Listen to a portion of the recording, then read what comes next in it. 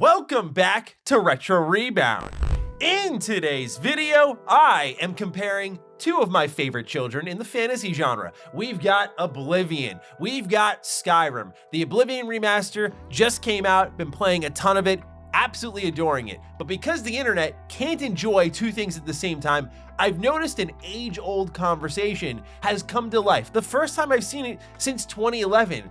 Is Oblivion better than Skyrim? Right now, it seems like the internet consensus is, whoa, this is way better than Skyrim. There is no such thing as recency bias nowadays. Certainly that's not the case. Now for me, I already did my top 30 RPGs of all time video before all of this buzz, and I do have Skyrim above Oblivion. But really, both these games have different themes and different focuses, and each one does something better than the other because of what in particular the experience is trying to deliver to me. Like Oblivion is a lot about the schedule system, the time system, and questing, and I think it does it really well, better than Skyrim in many cases. But Skyrim is about that adventure, that freedom, that going everywhere type of experience. And while Oblivion has it because of its leveling system and repetitive environments, I think Skyrim does it way better. But again, both games are going for these do everything experiences, but have these pockets that they kind of settle into a little bit more than others. And in turn, I think you get some of the best open world games of all time either way.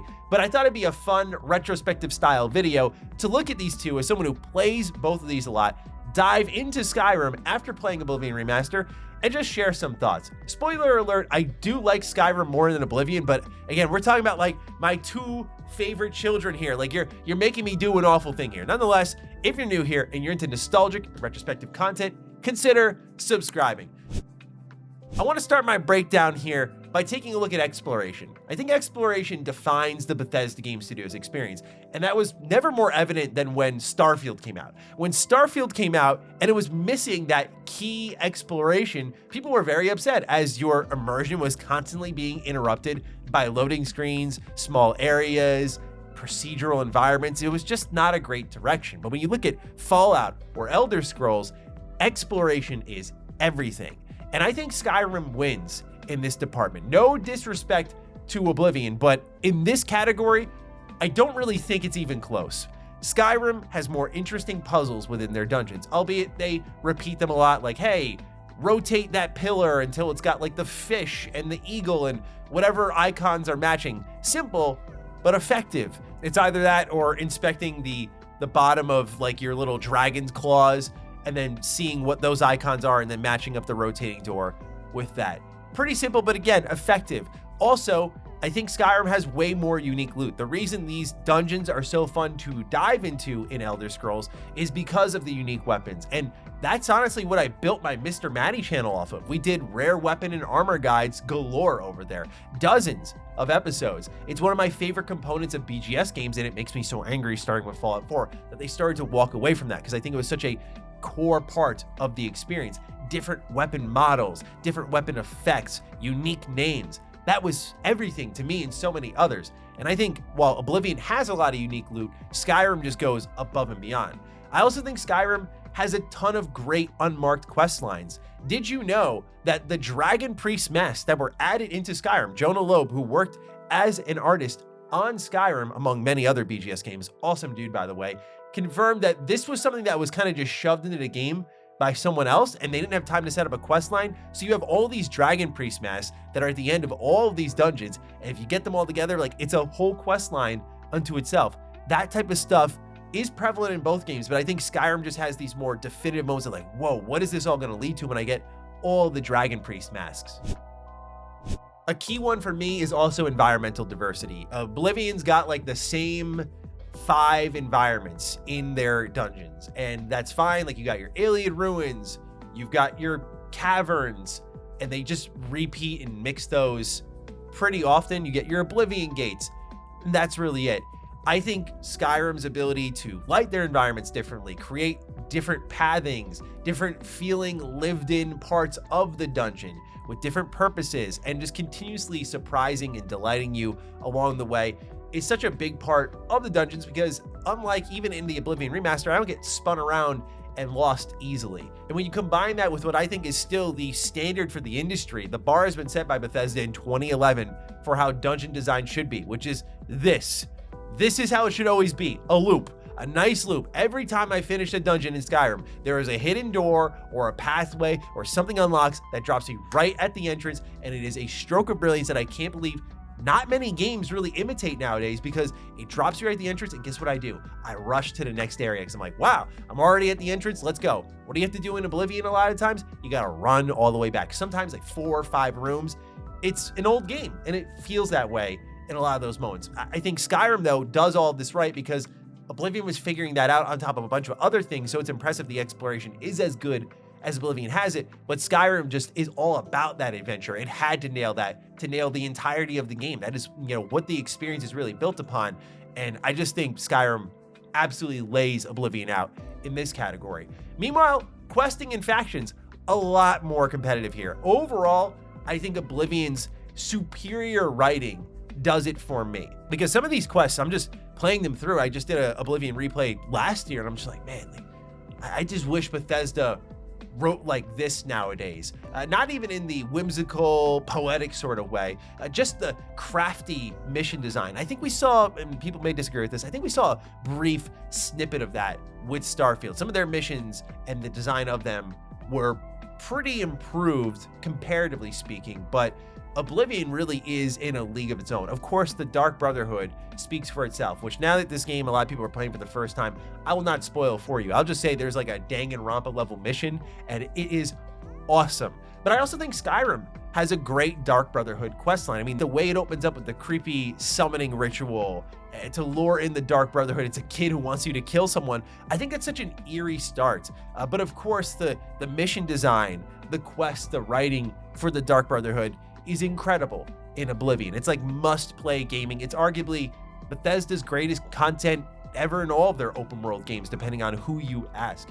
However, I look at other factions in Oblivion, I'm like, I think the Mages Guild, it feels a little thin. Same with the Fighters Guild, like, just more adventuring, more questing. Not awful by any means, but just pretty simple stuff. I think the Thieves Guild in Oblivion is awesome, though. You get into a thieving competition, that sort of thing is great. But I even think here Skyrim takes a bit of the cake because of the progression of the Thieves Guild. Because first of all, you get the Nightingale armor, and that is just like, it wins. Like, that is the sickest armor I've ever seen.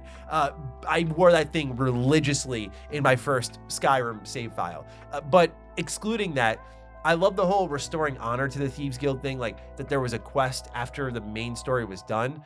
But I think overall, if we're just talking main story content of a guild, I think the Thieves Guild in Oblivion does take the edge. But the general side quests in Skyrim, a lot of them are kind of like you discover them as you go along. And I think, again, that adds to the focus of that experience. Like in Skyrim, you'll be trudging along, you enter a dungeon, and someone's there, and you kind of enter the middle of a story. I like that feeling.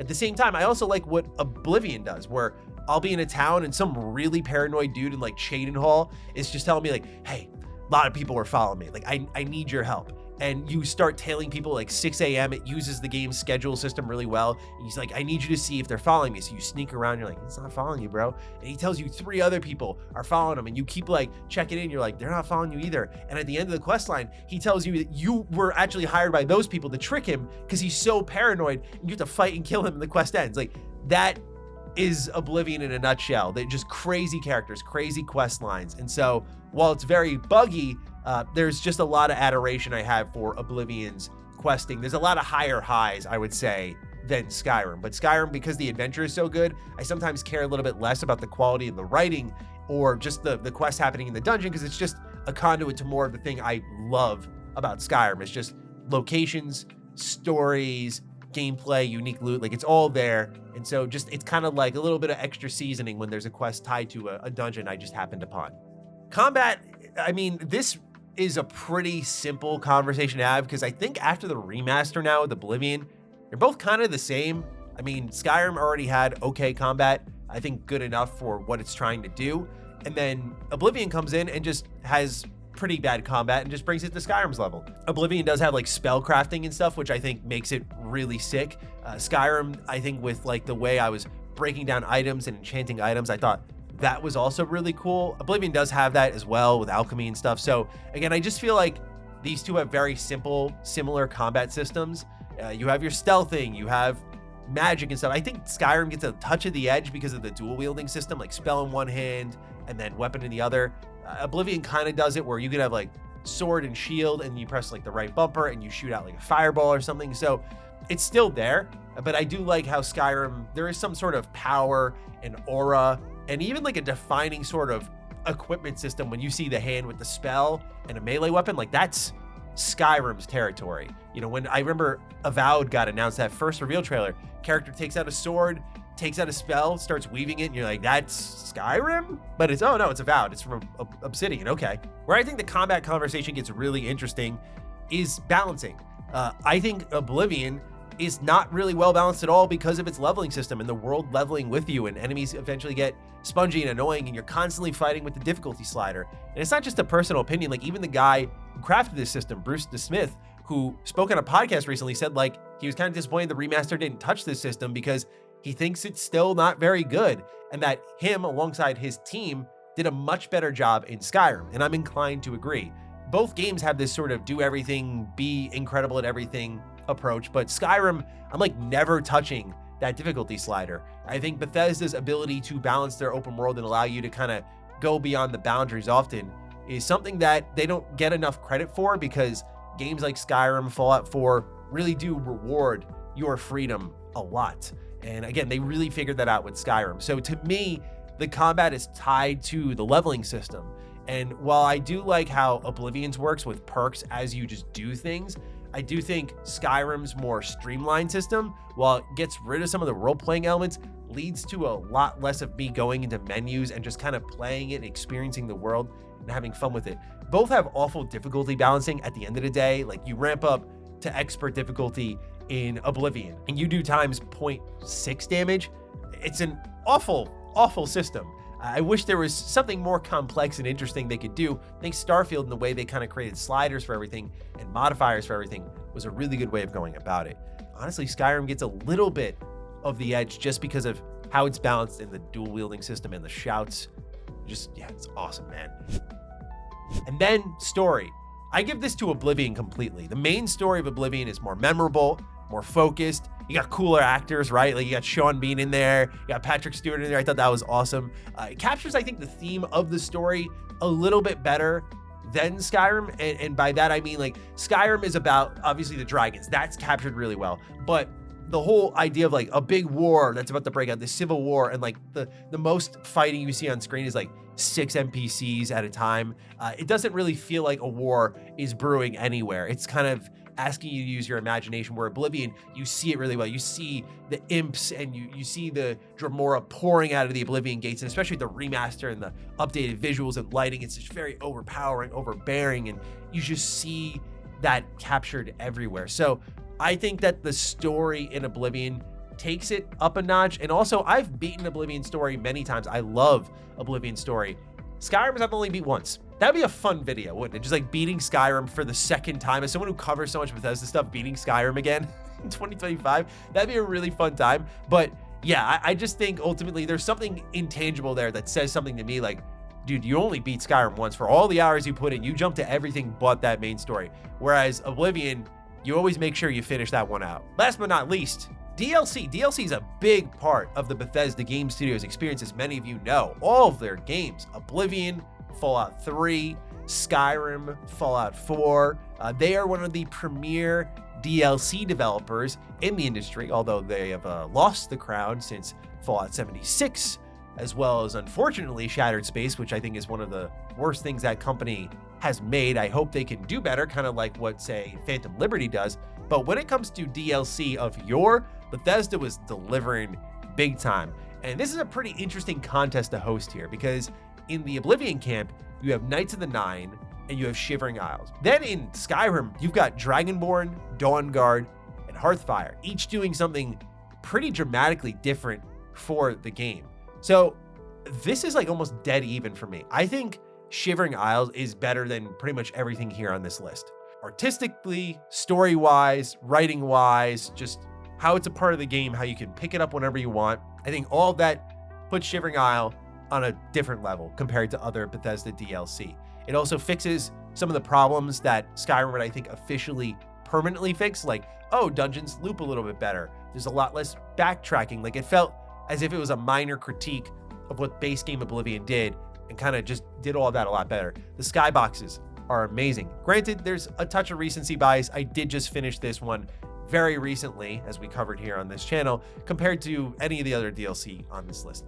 Knights of the Nine is great bonus content, but beyond all of that, you get like the Wizard's Tower and stuff. Like, it's very small fry DLC. You know, the horse armor, like, this is when DLC was first becoming a thing. So Shivering Isle, for its time and how well it's aged, is more impressive than anything on this list to me. So Oblivion kind of gets the edge, but then Skyrim's targeted DLC and the different things it does really grabs my attention. Like, Dawn Guard was a vampire focused DLC. Like join this storyline and become a vampire. What a selling point it was, but it was more linear. And I remember thinking going into it that I was going to get something more like a Point Lookout DLC from Fallout 3 at the time. I was like, oh, more areas to explore, right?